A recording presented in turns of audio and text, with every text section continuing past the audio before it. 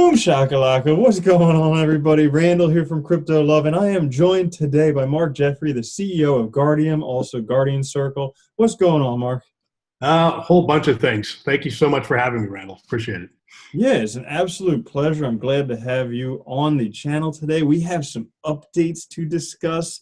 Now, I did a video a while back about Guardium, but there's been a whole bunch of stuff going on. It's always awesome to see actual use cases, project development. So we're going to get into that. But before we do, why don't you just let everybody know a little bit about yourself? Well, I've been a technology entrepreneur for 20 plus years, more than I care to admit.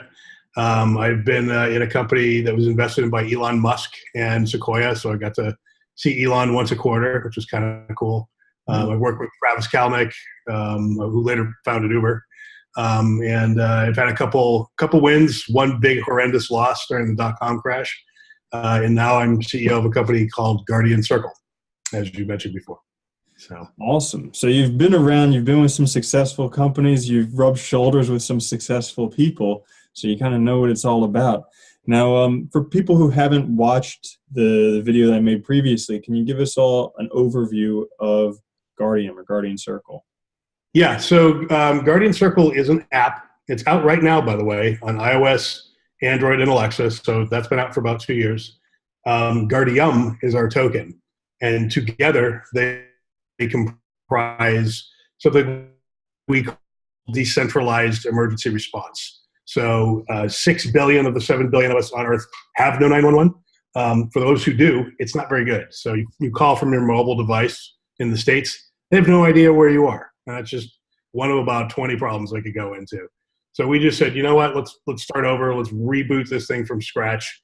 What would we build today? And the way the world should work is no matter where you are on the planet, whenever you're in trouble, all you should have to do is press a button. Button sends your alert to the cloud. Cloud looks down and sees what people and resources are already near you, then activates, coordinates, and pushes all that help to you as quickly as possible. So think, 10 people in 3 minutes, anywhere on Earth. And for the 6 billion who have never had anything, oh my God, this is like, this is sorcery in their world. Yeah. I remember, you were telling me about this back at BTC Miami, and it was just mind-blowing, the potential for this, because nowadays we rely on these centralized companies like 911 or the emergency response team to send someone out, and that could take 15 minutes, half hour, if it's even somewhere that you can get that. But with what you're proposing, it's, getting friends, family, any good Samaritans in the area to really get there, and those are the people who are likely to get there the fastest. Yeah, we definitely, so you hit one very big point. Your friends, family, and neighbors are on your alert grid. And the important point there is they don't necessarily all know each other. So we just sort of slam them into instant communication and location sharing with each other so they can instantly coordinate. We then add a layer of citizen responders, but qualified citizen responders. So think EMTs, think licensed and bonded security people, stuff like that. So it's not just anyone.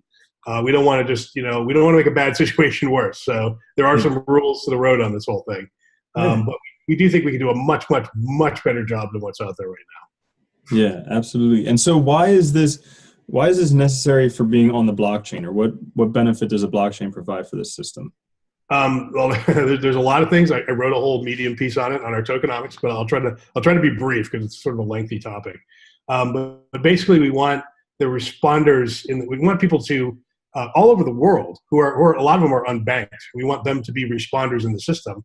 So we need to pay them in a currency that doesn't involve a bank or a government. And we also want this to be transportable across borders. So that argues right away for some form of a token. We also want giving to be a big behavior in the system. So, you and I can sponsor sponsor safety in the developing world by sending, basically buying a pile of Guardium and sending it, and we'll have a mechanism for doing this so it's easy, sending it directly to beneficiaries in the developing world. So you and I will know that our Guardium was not spent inefficiently or inappropriately because it went directly to the beneficiary. It didn't go through a bank, a government, or an organization. And we can track exactly where it went to. So, as easily as a FedEx package, we're wondering, did it actually make it to the end user? Well, you just go look. Right? We have a blockchain. You can actually, and as long as we present that in English so normal people can do blockchain exploring, that should be very doable. Yeah. The two other big things we do that are kind of cool. We store the alert transcripts on the blockchain, which in short means that corrupt police or corrupt individuals can't alter evidence. So this is an exact, honest accounting of what happened, where everybody was. Remember, we have the location information too. Where did they move to? What time they responded to the alert? What they said? All that stuff encrypted, and the keys are handed to the alerting party. We do sort of the flip of that, where you can ahead of time create an emergency information lockbox of all the stuff you don't want people to know about unless you're in trouble. So, your secret health issue, it could be where you hid the key under the rock that opens your front door, your Bitcoin private keys, like whatever you want to put in here. This box is only popped open. Well, first of all, it's on the blockchain. So unlike Experian or any centralized database, we can be pretty sure that that's pretty hack proof, right? Because every entry on the blockchain has a different encryption key. So nobody can just, like Experian, where people just went in there and once they had the database, they had the whole thing. Once they, got through the boat and through the machine guns, once they're in the back door, they've got everything. Not so on a blockchain. We want people to store this very sensitive information. So we have to make sure that it's unhackable. And the only way to do that is to put it on a blockchain. So when you declare an emergency, your box is popped open. And that's sort of one key that's necessary. As your guardians, that the ones that you approve respond to your alert, that's the second key. And only they get access to the contents of your box so they can decide how to deploy that information. So there's more to it, but we also have staking mechanisms and other things to be a responder in our system. You have to stake some Guardium. To put a new device, alert device in our system, you have to stake some Guardium. That's kind of it in a summary. Okay, great. So you're talking about putting information on the blockchain, and I think before when I did a presentation or a video on it, you were talking using the Ethereum blockchain, but you've recently switched to Neo. Is there a reason for that? Yes. So we actually were never on Ethereum, but a lot of people think that. Sure. We actually were doing our own Litecoin fork, which was, the more we sort of dug into that, the more we realized that we were, making a lot of work for ourselves, bottom line. But we did not want to use Ethereum. And the biggest reason why is the transaction speed just isn't there. 21 transactions per second. We saw it get overwhelmed by CryptoKitties. Like it's not ready for prime time, just bottom line, for the sorts of things that we're doing anyway. So we looked around and we discovered that Neo will do 1,000 transactions per second, so pretty good. And it's well on its way to 10,000 transactions per second. Right. Number two, there's a great technology infrastructure already up and running in Neos. If you've looked at the wallets, like the Morpheus wallet, the Neon wallet, oh my God, they're just insanely better than anything that exists in the Ethereum world. It's like looking at DOS versus Windows. I mean, it's really that kind of a leap. And on top of that, there are APIs available for these wallets, which make it super simple, like one line of code simple for us to integrate a Guardium wallet into the Guardian Circle app. So we just looked at that and just went, oh my God, this is, our lives will be so much easier here. And then, and every day new things come out. Like there's a decentralized exchange called NEX, NEX, that's built into the Neon wallet. That's going to be up and running here, I believe, in a few months or so, maybe sooner. And all NEP5, they're called, the tokens in the Neo world are called NEP5 tokens. All NEP5 tokens will be featured, out of the gate on that exchange. The other cool thing is Morpheus. We are the very first in-wallet token sale. So you can discover and participate in a token sale directly from the wallet. We're the first one that Morpheus has put out there. So that was super cool. That's up and running right now. So that's awesome. That's a brand new concept. Yeah. And then also, I mean, Neo also has a super strong community, and they, you have to have skin in the game in order to get on Neo. Yeah. And so, at least when I see everything developed on Neo is so much more trustworthy and just a good idea. Whereas Ethereum, they're like, let's put, cat statues on the blockchain. What's yeah. Well, so some people say that like the downside of Neo is that in order to create a contract on the Neo blockchain, you got to fork over like 10 or 20K, which is true. But that has the effect of weeding out the garbage. So as you say, I mean, the Ethereum blockchain is like Android. It's like, every ratty crazy thing under the sun is in there. Whereas the Neo blockchain is very much like Apple, where it's very curated. There's a small number of relatively very good ideas and apps. It's just very different. So yeah, that's a really good way to put it. So I guess most what I've been wanting to hear about, and I'm sure what everybody else would like to hear about, there's been a lot of developments going on with Guardian Circle recently, including you traveling to India, all types of things. So share with us what's been going on. So I should first of all point out we are in our whitelist token sale right now. That will be ongoing until June 1. On June 1st, it's done. We're selling $10 million worth of tokens. We're just inching up to around 4 million right now, so we're not quite there yet. There are two very large announcements that I can't make yet, and it is completely killing me. I'm basically waiting on one very large company to approve a press release, and it's been going on now for about a week and a half. So I'm a bit frustrated because that ticking clock is going, but I believe we're going to get it any day now. So there's that, and then there's also a very major new advisor and token sale participant.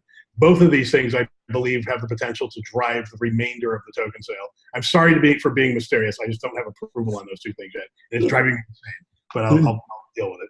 Well, that's good to make us all salivate, definitely. Yeah, I know. And so there's that. We were recently selected by Fast Company as one of their world-changing ideas for 2018.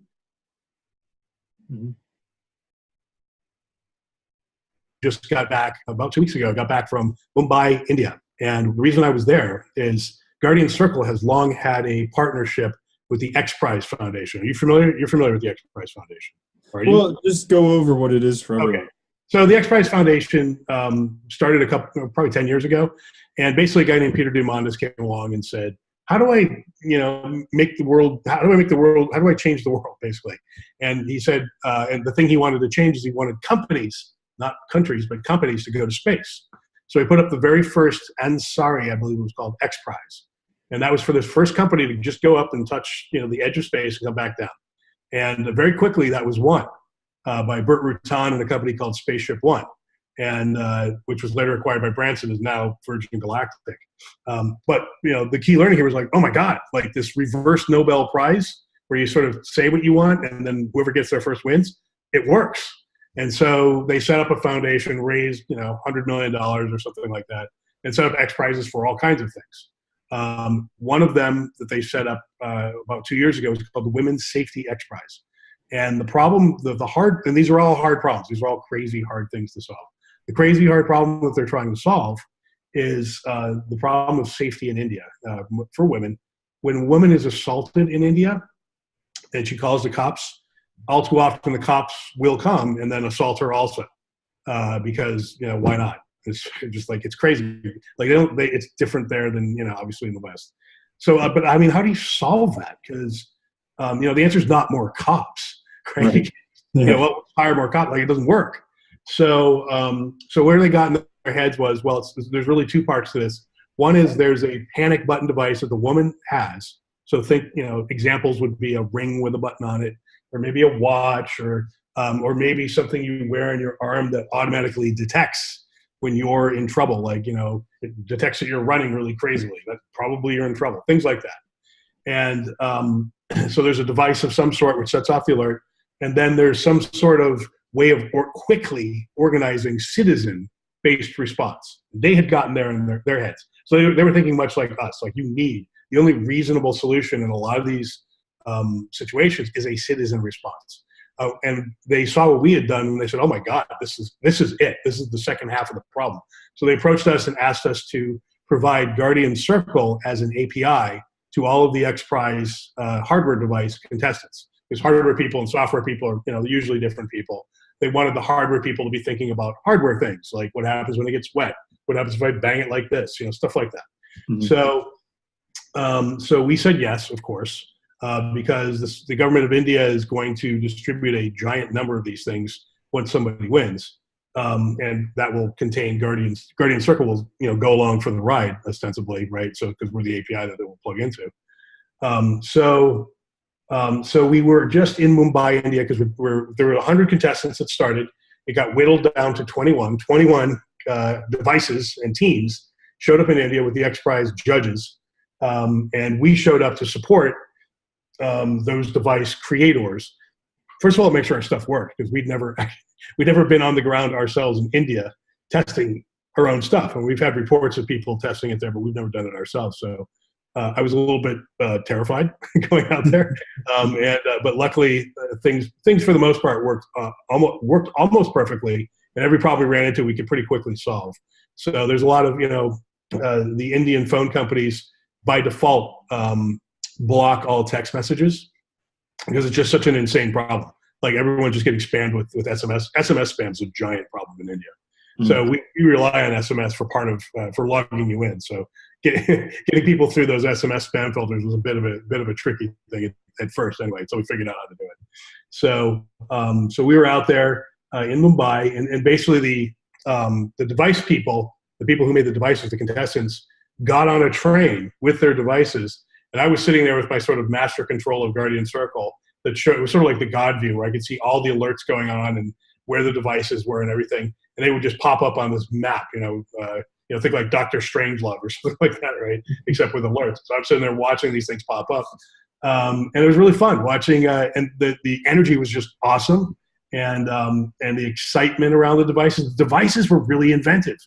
I'd spoken with some of these teams before, but I'd never seen their devices in person, right? So, and a lot of the times, actually, the most competent ones, they just read our manual and figured out how to use our API and didn't really talk to us very much. So a lot of them were like, yeah, we love what you guys did, and we didn't need to talk to you. This is the first time we talked to a bunch of them. So I got to see some of that in person and use the devices. And the BBC covered it. So BBC is going to do a big thing on it in June. And I'm about to go to the UN in New York in June for the announcement of the winner, which I believe is June 6th. So we'll find out which one of the 5 contestants that were left, the finalists, who gets the rose at the end.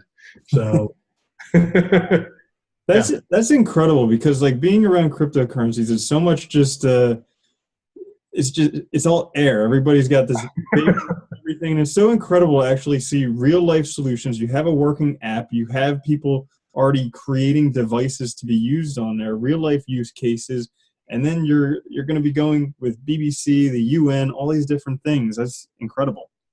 Yeah, so I'll tell you, that's really fun. And I have to say, so I've been, as you know, Randall, I have been on the road nonstop for the last 6 months, doing this at all the crypto conferences. Yeah.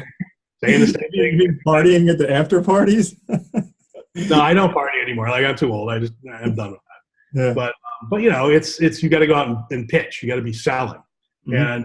And even though it's fun, you're right. Like, there's a sort of an air of like, I'm disgusted with myself, right? Because it's sort of like there is just a lot of like there's a lot of hype, and mm-hmm. and you have to participate in that hype a little bit, but it's a bit not fun sometimes, because you just sort of feel like, God, I really wish I could be back working on product, because that's real. And so going to India, and normally I'm like talking about global decentralized emergency response, why we need it, and convincing people of that, and just sort of shaking my fist. And I go to India, and I start doing my fist shake, and I'm like, wait, I'm in a room filled with people who already know about this. Like, I don't have to convince them. And it was like, I had to sort of be like, oh, right, they already know. They know. You don't have to do that. You don't have to do that shit. And they had working product. It was just very different and very sort of, I just felt like this tangible relief. It just felt really good.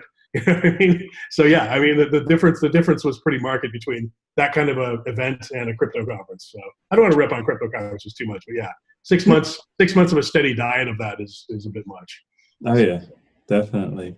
So you talk about Fast Company, you talk about the X Prize, talk about Bill and Ted's Excellent Adventure. Ah, yes. So there's a guy named Alex Winter. If you've seen Bill and Ted's Excellent Adventure, he's Bill. Keanu Reeves is Ted, right? So, and a little footnote, they are in fact making Bill and Ted 3. That's definitely a go.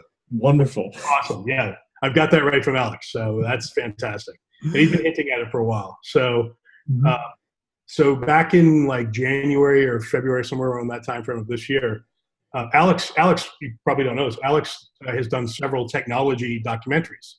One of his big ones was one called Deep Web. I think he did one on Napster. And now he's doing one on crypto. And the crypto one now has a name. It was sort of unnamed Alex Winter crypto thing for a long time. There's now an IMDb for it. It's called The Trust Machine. And so The Trust Machine, they took a lot of footage of Guardium and Guardian Circle and us working and us pitching, and then they interviewed us quite a bit. So we should be in it quite a bit, I think. And you never know until, how they're going to cut it until the end. But Right. That was supposed to be released sometime around Cannes, which was just this last week. So obviously they didn't quite make it. But I know that Alex is rushing around, because this is timely information. So I know he wants to get it out as soon as possible. So we expect, so we're going to be in the Alex Winter documentary, and that should be out soon, like next month or two, I would think, the latest. That's pretty awesome. Yeah, that's very cool. I'll look forward to that one. So let's see. We talked about what's going on. How about just briefly, I mean, you have some very well-known advisors on your team. Yeah. How about just talking about your team, maybe some advisors? I know you can't release the new one, but yeah, just so everyone. Yeah. So we, so one of the good things about being old is that you know everybody, and that sort of helps with this sort of thing. So when we first began thinking about doing a token for Guardian Circle and thinking about how it would work, I was able to reach directly out to Michael Turpin. And Michael Turpin runs Coin Agenda. He's a big, well-known name. And he's someone who has done my PR for my companies for the last 20 years or so. So that call was pretty easy. Michael Turpin, within the crypto world, has kind of been at every major coin launch except for Bitcoin. But he helped with Ethereum. He helped with Neo when it was Ant shares. He helped with EOS. He's sort of like the Forrest Gump of crypto. He's been everywhere, and had something to do with every single coin. Over the last 3 years or so, he's launched something like 40 coins, and so it was really just sort of a privilege that I was able to sort of reach out to him and be like, "Hey, Michael, thinking about doing this thing," and he quickly said, "Yes, I'll be an advisor. That's no problem," and that was great. Some of the people, like Crystal Rose, we met via Brock, and Brock was kind of like, Brock actually was the guy, Brock Pierce, who is the chairman of the Bitcoin Foundation, one of the guys behind EOS. He introduced us to the right people at the X Prize Foundation, which is how we got that connection. And Brock was basically, his wife was advising a few companies. He suggested, hey, because I asked him to be an advisor. He just like, look, I don't have time. I'm Brock Pierce, which totally fair. He's like, but Crystal would be interested. So I talked to Crystal. Crystal is brilliant. Like, I didn't really know her, because I was thinking to myself, like, well, man, I don't really know her, so I don't know how this is going to go. And I sat down and talked to her. She immediately had like 3 or 4 suggestions for an app that are in there now. That were like, I was just like, we're stupid for not thinking. And so yeah, Crystal is quite brilliant. And so we were actually quite lucky to get her. We didn't realize how lucky we were until sort of after it happened. And then Richard Titus and I have been old friends for a while. Richard runs ARC Advisors. Richard has, just a huge connector, and kind of the guy who knows everyone and is running around. You think I'm running around like crazy. He's running around like 10 times more than I am at every conference and meeting 10 times more people. I have to run the company. So, but he is the penultimate connector, and just knows everything that's going on. So I love having him in our circle for that reason, among others. He's also a good friend. Let's see, who else is on my list? God, I have to look at my list here. Miko Masamura. Miko. Yeah, Miko is fantastic. Miko, back in the day, was the guy who Sun Microsystems charged with popularizing Java before it was when it was new, when it was a new little baby language. Mm-hmm. And I was with a company called The Palace, and we had constructed something we called a visual chat or avatar chat environment out of Java in a browser. So of course that's a very awesome kind of demo. That's a very visual demo piece. So Miko just took that and ran around the world and said, "Look what you can do with Java. Look at this is possible." So I knew him from that, and I hadn't really talked to him since those days. And then the whole crypto thing erupted, and he was suddenly a thought leader in that. I've noticed this is a pattern, by the way. People that were thought leaders when the internet was new are thought leaders again. And we're the first people to the table. I mean, Brock was one of those people. Turpin was one of those people. Miko was one of those people. Titus was one of those people. Halsey Minor, who founded CNET back in the day. Mark Andreessen was one of the first people that sort of got on board the Bitcoin or crypto bandwagon. There's something about it that just sort of like those people are programmed to understand what they're seeing, whereas everyone else is a little bit slower off the ball, right? Right. Yeah, it's doing for money what the internet did for communication. Yeah, but it's funny to me. It seems obvious, and it was. I kick myself because I should have understood it in 2011. I did understand it by 2013, so thank God for that. But that was a costly 2 years to not understand it. So, but I started writing some small books, not really large books, about Bitcoin. And I did a podcast. I only did like 30 episodes though, called Bitcoin News Weekly. But there's a lot of really cool early interviews. One of them with Vitalik Buterin, pre-Ethereum. No kidding. Yeah, and he's describing how he's going to launch it, and he's describing what an ICO is without using those words. And he's basically telling us he's going to pre-sell the coin for Bitcoin. And I'm thinking to myself, I don't know if I want to like spend my Bitcoin because I'm not sure. Like this is some goofy new coin. Who knows what this is going to be? And which was a completely reasonable thing to think at the time. Luckily, I did in fact participate in the Ethereum ICO. Thank God. Yeah. I wish I could participated a lot more, but I did a little bit. Thank God. So that ended up working out okay. So yeah, hindsight's 2020. Is there a place where people could listen to those if they wanted to? Yeah, they're still up. They should be up on iTunes. So just search for Bitcoin News Weekly on iTunes. Yeah, there's probably about 30 or so episodes. Some of them are Halsey Minor's in there. There's a couple really good, really interesting ones. And then there's a couple of like, I have no idea what happened to that person or that project. Like there always is. So I could talk about, so the rest of my advice, there's a guy named Ryan Scott. Ryan is a big Cause World kind of guy. So he's got a company called CauseCast that he's been running for several years. He's very much, save the planet kind of guy, save the world more than the planet, help people, not the trees. Right. But he's very much about family offices. Like this whole world of family offices, he's been introducing me to. And these are basically like high net worth individuals, sometimes hundreds of millions to billions of dollars kind of thing, and usually they are looking for charities to invest in. However, now there's a group of them that are looking for cause-based crypto. They like the cause thing and they like the crypto, and they're like, I want kind of both, but they're also fairly scared.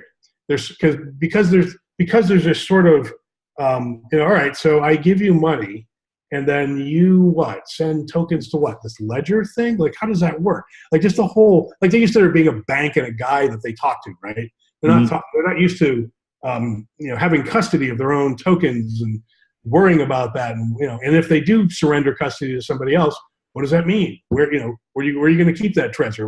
Like in your pocket? Like they just can't get their hands around the new mechanics of it. That's changing, but that's been sort of the stumbling block for a lot of them, I think. So, yeah. All right, great. So we'll talk about the ICO again just before the end, but anything else upcoming that you want to discuss? Or maybe I talked about X Prize, obviously.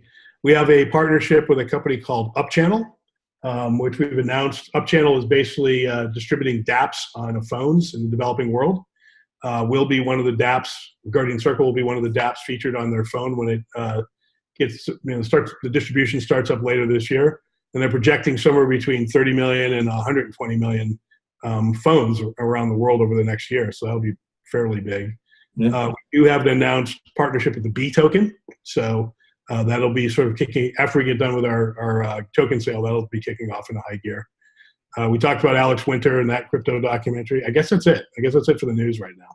Cool. All right. So, just a reminder for anyone, you said that the ICO is going on now. So just anything else you want to say about that? You got 2 weeks left, and we're going to burn all tokens we don't sell. So great deal for people getting in. We've already got enough to go to the next level, and the partnerships go to the next level with what we're doing. So we're good. It's happening. So there's no risk of it not happening at this point. It'd be great for us to reach the full 10 million. So I'm hopeful that these two announcements come out. So is either one of them, historically, both of these announcements, when other people have made the same announcements, have driven their token sales to completion, usually within a few days. So I'm hopeful that the same, it's a different time now, but I'm hopeful that the same dynamic will take hold. So fingers are crossed. All right. And if someone wanted to participate in your token sale, how could they go ahead and do so? Go to Guardium, so GUARDIM.co.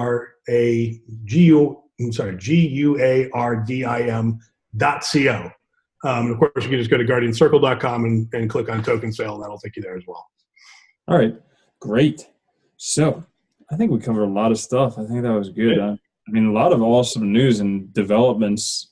I mean, that was just a few months ago that I did the video, and already a whole bunch of stuff you've been working on. Miami feels like years ago to me. Yeah, without a doubt. Without a doubt. I guess that's how time moves in cryptocurrencies. It does. Yeah. Well, cool. Crypto time. Yep, perfect. Well, thank you very much for joining me for this today. Before we go, is there anything else you wanted to discuss, or are we all set? Please come download Guardian Circle. That's for free. That can protect your friends, family, and neighbors. So if you do nothing else, do that right now. Hopefully you'll participate in our token sale and help us save some lives. Cool. Awesome. Mark, it has been a pleasure. Thank you so much for joining us, and then we'll catch you later. All right. Thank you, Randall.